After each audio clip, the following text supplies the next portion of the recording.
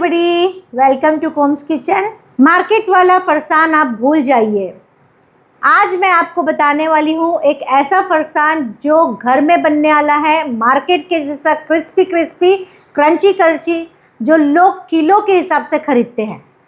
तो आज मैं आपको बताने वाली हूँ ऐसा चूड़ा जो महीनों तक फ्रेश रहता है और आप स्टोर करके उसको रख सकते हो। जब आपके पास ऑर्डर आए आप निकालो, पैकेट्स बनाओ या पैकेट भी बना के रख सकते हो। फ़ौरन आप अपने कस्टमर को दे के बहुत अच्छी इनकम ले सकते हो। तो आज मैं आपको जो चूड़ा बताने वाली हूँ वो उसमें कुछ खास इंग्रेडिएंट्स है। पोहा, मकई पोहा, साबूदाना, सिंगदाना और बाकी सारे मसाले। तो चलिए स्टार्ट करते हैं। अब जो चूड़ा बना रहे हैं इसमें कुछ मसाले हमको लगेंगे, वो हम पहले तैयार कर लेते हैं। 15 ग्राम ज़ीरा पाउडर, 10 ग्राम कश्मीरी लाल मिर्ची पाउडर, 10 ग्राम चाट मसाला पाउडर, 10 ग्राम नमक और 10 ग्राम अमचूर पाउडर यानी कि मैंगो पाउडर। अब ये सारी चीज़ों को एक बोल में हम मिक्स कर लेंगे ताकि ये अच्छा टेस्टी मसाला बनके रेडी हो जाए। 3 ग्राम यहाँ पे हल्दी पाउडर भी ऐड करेंगे और सारी चीज़ों को अच्छे से मिक्स कर देंगे। अब यहाँ पे हमने 150 ग्राम पोहा लिया है। पोहा अलग अलग क्वालिटी का और अलग अलग किस्म का आता है। ये है मोटा पोहा, जिसको जाड़ा पोहा भी कहा जाता है, और जो आलू पोहा हम बनाते हैं उसमें यूज़ होता है वही पोहा है। इस पोहे को हमने मोटी जाली वाली छन्नी से छाना है, जिससे बारीक बारीक जो कचरा होता है वो सारा निकल जाता है। यहाँ पे हमने तेल गरम रखा है और तेल जो है अच्छा गरम होना चाहिए। तेल अगर आपका अच्छा से गरम नहीं होगा तो आपके पोहे में, आपके चूड़े में, आपका जो फरसान आप बना रहे हो बहुत ज़्यादा ऑयली बनेगा। तो इस चीज़ का आपको ध्यान रखना है। तो टेस्ट करने के लिए हम क्या करेंगे, तो यहाँ पे हम टेस्ट करेंगे कि पोहा जो है फ्राई करने के लायक तेल गरम हुआ है या नहीं। तो जैसे ही हम यहाँ पे पोहा डालेंगे फ़ौरन जो है पोहा फूल जाना चाहिए और फ्राई हो जाना चाहिए। तो ये ऊपर आ गया, फ़ौरन फ्राई हो गया और फुल भी गया। इसका मतलब कि तेल हमारा अच्छा गरम हो चुका है। लेकिन अगर तेल गरम नहीं होगा तो पोहा फ्राई नहीं होगा और तेल भर जाएगा पोहे के अंदर। इस चीज़ का आपको ध्यान रखना है। अब यहाँ पे हम एक छन्नी ले लिए हैं, जिससे हम पोहा जब तलेंगे तो छन्नी में ही रहेगा, तो निकालना जो है हमको बहुत इजी हो जाएगा, क्योंकि ज़्यादा देर अगर ये तेल में रहेगा तो जल जाएगा। इसीलिए हम पोहा जो है नीचे तेल में नहीं डालेंगे बल्कि छन्नी में डालेंगे, और छन्नी में भी बहुत थोड़ा थोड़ा पोहा डालेंगे। देखिए इस तरह से एक एक मुट्ठी। अगर आप ज़्यादा पोहा डाल दोगे तो तेल पोहे में नहीं पहुँचेगा और फिर पोहा जो है क्रिस्पी भी नहीं होगा, फूलेगा भी नहीं और फिर ऑयली हो जाएगा। तो यहाँ पे तेल एकदम गर्म है। अब ये छन्नी हम तेल के अंदर डालते हैं इस तरह से, और सब जगह तेल पहुंचना चाहिए। फ़ौरन उठा लेंगे, देखिए कितने अच्छे से फूल गया है।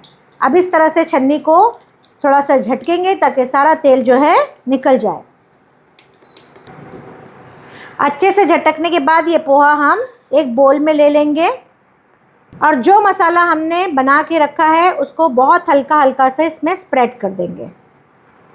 इसी तरह से सारे पोहे हम एक एक मुट्ठी डाल के फ्राई कर लेंगे हाई फ्लेम पे।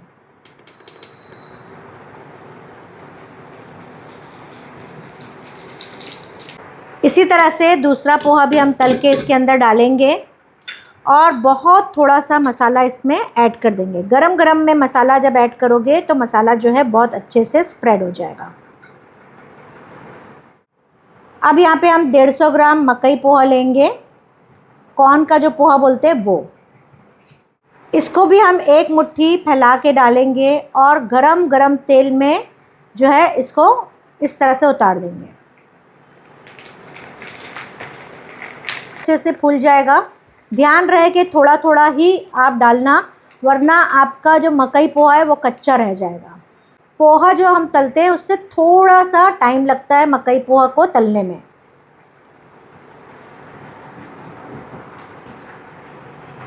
तो इसी तरह से ये पोहा भी डाल देंगे इसके अंदर और फिर थोड़ा सा वापस से इसमें हल्का हल्का सा मसाला डालेंगे।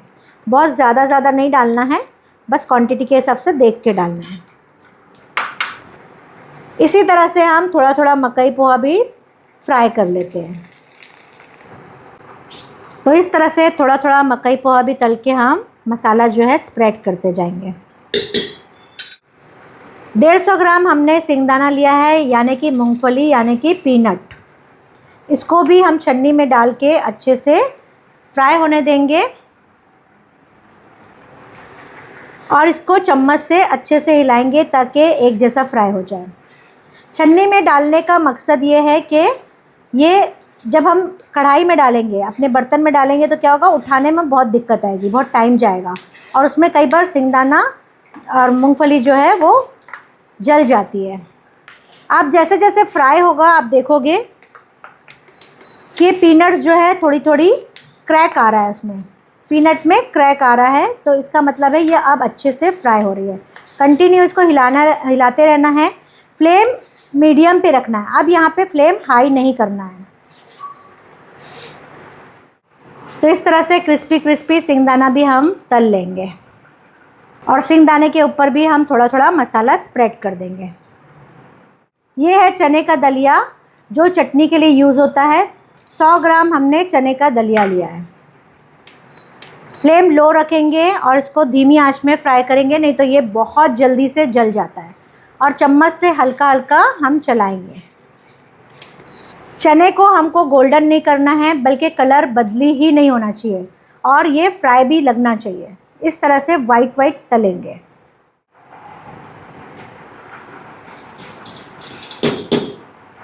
चने के ऊपर भी हम थोड़ा थोड़ा मसाला डाल देंगे। 50 ग्राम बादाम लेंगे और हमने इसको 2 टुकड़ों में कट किया है, जिससे क्वांटिटी भी ज़्यादा दिखेगी और लुक भी अच्छा आएगा। तो फ्लेम हमारा धीमा होना चाहिए, स्लो होना चाहिए और ये बादाम को हम फ्राई कर लेंगे। बस ध्यान ये रहना चाहिए कि बादाम जो है बिल्कुल भी डार्क कलर नहीं होना चाहिए, क्रिस्पी क्रिस्पी फ्राई होना चाहिए और हल्का सा गोल्डन कलर दिखना चाहिए। तो बार बार हमको तेल में से उठा के देखना है और हल्के हल्के से तेल में डालना है, फिर उठाना है, फिर डालना है, फिर उठाना है। इससे क्या होगा कि बादाम आपके जलेंगे नहीं और क्रिस्पी और क्रंची लगेंगे।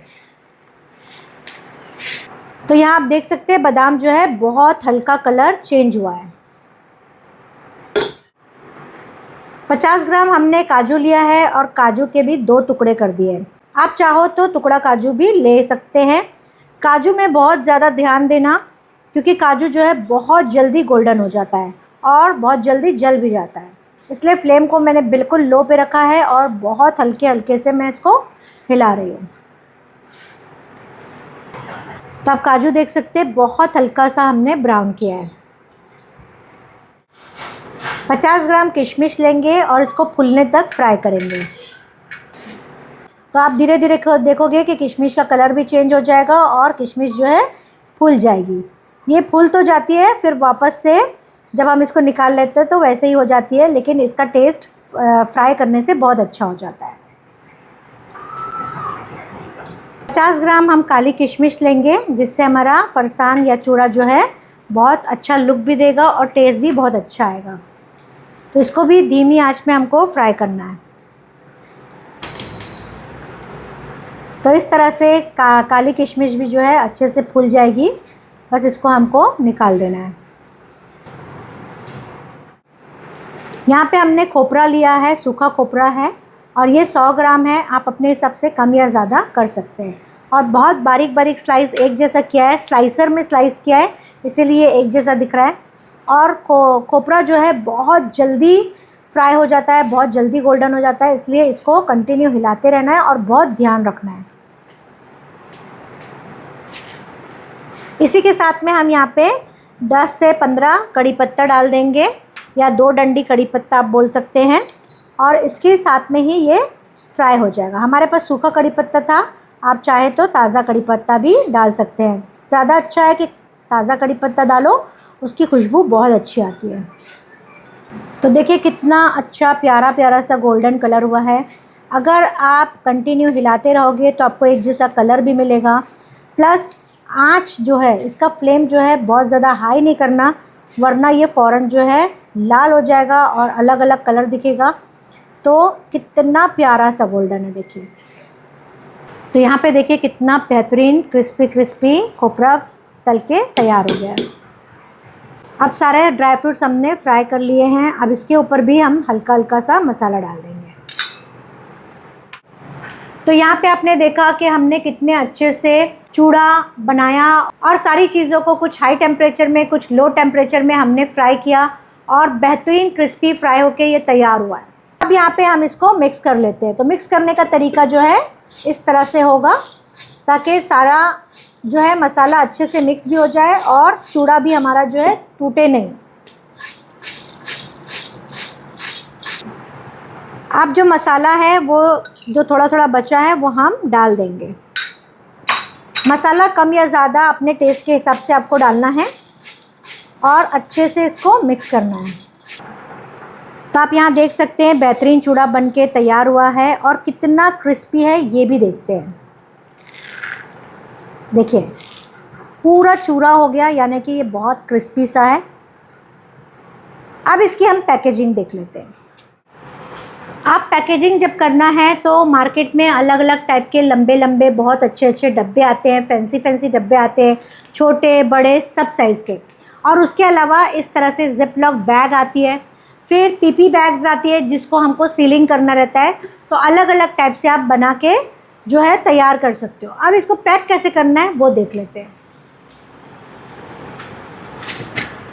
तो इस तरह से मार्केट से लाया हुआ डब्बा लेंगे और चूड़े को इस तरह से डब्बे में भर देंगे और इस तरह से पैकेजिंग करके हम मार्केट में भी इसको रख सकते हैं ताकि लोग जो है इसका फ़ायदा उठा सके। अब मार्केट में करना क्या है, आपको मार्केट में जब आप दोगे तो कोशिश करो कि आप डब्बे पैकिंग में दो। आजकल ट्रेंड है डब्बे पैकिंग में ज़्यादा चलता है, लोगों को जो दिखता है वही बिकता है।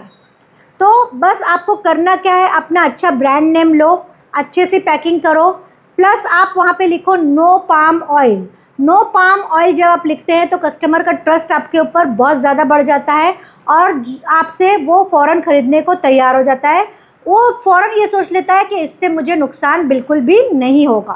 तो आपने देखा हमने पूरा कमर्शियल स्टाइल आपको फरसान या चूड़ा बना के आपको दिखा दिया। अब आप घर बैठे इससे बिज़नेस कर सकते हो। अब यहाँ पे बिज़नेस की बात आती है तो जो बादाम काजू जितने भी हमने ड्राई फ्रूट्स महंगी आइटम डाले हैं उसको आप कम या ज़्यादा आराम से कर सकते हो, कुछ भी फ़र्क नहीं पड़ेगा।